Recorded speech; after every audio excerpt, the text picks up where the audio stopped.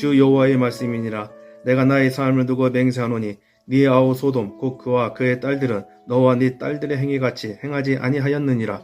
네 아우 소돔의 죄악은 이러하니 그와 그의 딸들에게 교만함과 음식물의 흉족함과 태평함이 있음이며 또 그가 가난하고 궁핍한 자를 도와주지 아니하며 거만하여 가증한 일을 내 앞에서 행하였음이라. 그러므로 내가 보고 곧 그들을 없이 하려 하였느니라. 사마리아는 네 죄의 절반도 범하지 아니하였느니라. 네가 그들보다 가증한 일을 심히 행하였으므로 네 모든 가증한 행위로 네 형과 아우를 의롭게 하였느니라.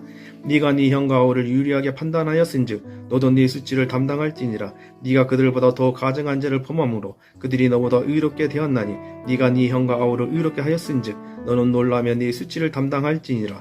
아멘. 오늘 봉독한 본문 말씀을 묵상하면서 저는 에스겔 16장을 여러 번 정독하였습니다. 이때 저에게 다가오는 느낌은 왠지 16장 말씀이 낯설지 않게 최근에 한번 접했던 느낌이 강하게 와 닿았습니다.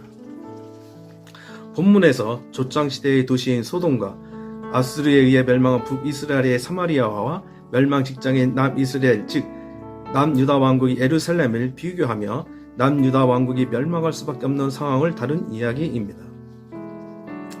이 내용을 파악하면서 제가 지난해 엎드린 기도회 때 함께 나누었던 내용과 동일한 것을 알게 되었습니다.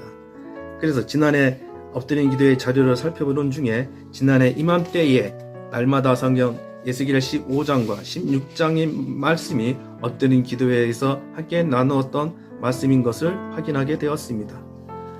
더군다나 오늘 본문 말씀이 다음 절인 53절부터 59절까지의 말씀을 본문을 삼아 말씀을 나누었습니다.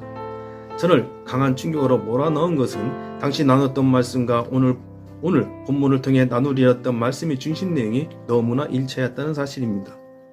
저는 가능하면은 묵상할 말씀을 준비하는 과정 속에서 되도록이면 최근에 담임 목사님을 통해 선포된 말씀을 통하여서 영감을 얻고 나눌 본문 말씀에 적용하며 내 삶에 적용코자 이야기를 전개해 나가려 노력합니다. 지난해에도 엎드린 기도에 나누었던 말씀은 그 주에 있었던 주일 예배 말씀에서 영감을 얻었고 본문 말씀에 적용해 가였습니다. 당시 목사님께서는 거룩한 문화라는 제목으로 하나님의 말씀을 전하였는데요. 그때 그 말씀 중에 저에게 다가온 핵심적인 강한 말씀은 기본으로 돌아가자라는 말씀이었습니다. 신앙의 기본으로 돌아가자라는 제목으로 나누었던 이 말씀이 오늘 봉독한 본문 말씀을 주제를 설정하고 제목을 설정하는 과정이 너무나도 일치하였습니다. 당시 제가 본문 말씀에 접근한 상황과 오늘 제가 본문 말씀에 접근한 상황 또한 너무나도 흡사한 상황이었습니다. 이번 주 예배 시간에 목사님께서는 오직 성경으로만 말씀으로 성경론을 강론하셨습니다.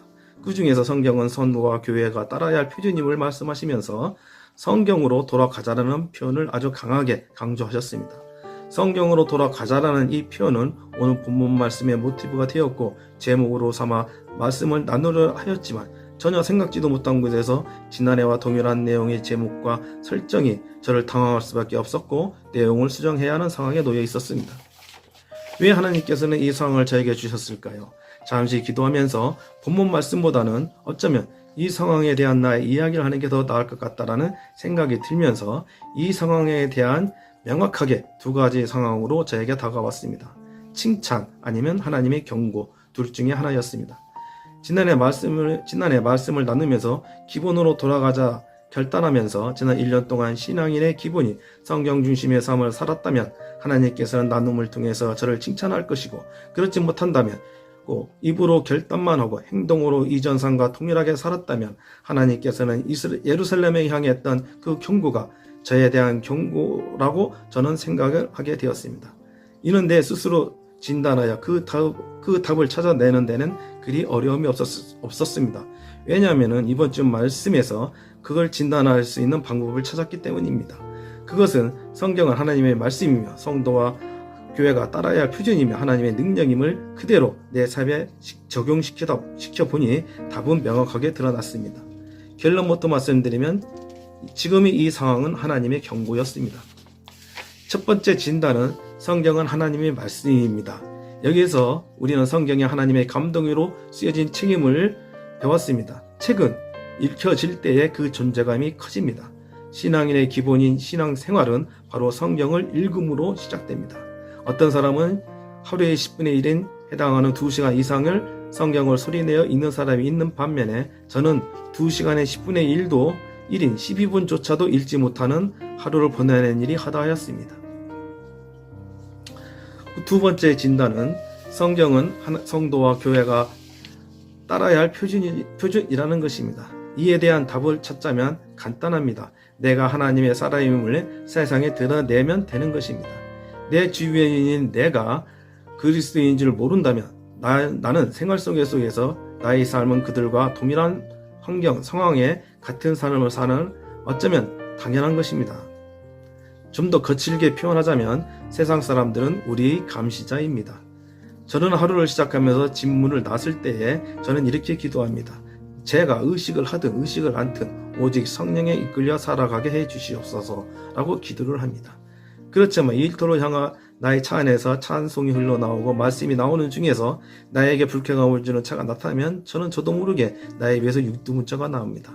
나의 상태가 이러하니 어찌 성경을 표준 삼아 산다 할 수 있겠습니까? 어쩌면 산중에서 돌을 닦는 것보다 더 어려운 일입니다. 한 번은 한 지인 목사님께 교회처에 왜 교회 이름을 표시하지 않고 다닙니까? 라고 무심코 물어보았습니다. 그때 목사님은 나의 운전 습관이 거칠기 때문입니다. 라는 이 한마디에 저는 그래요? 라고 답할 수밖에 없습니다. 내가 하나님의 사람이라고 드러내는 것이 세상에서 최선의 삶이 아닐까 생각해 봅니다.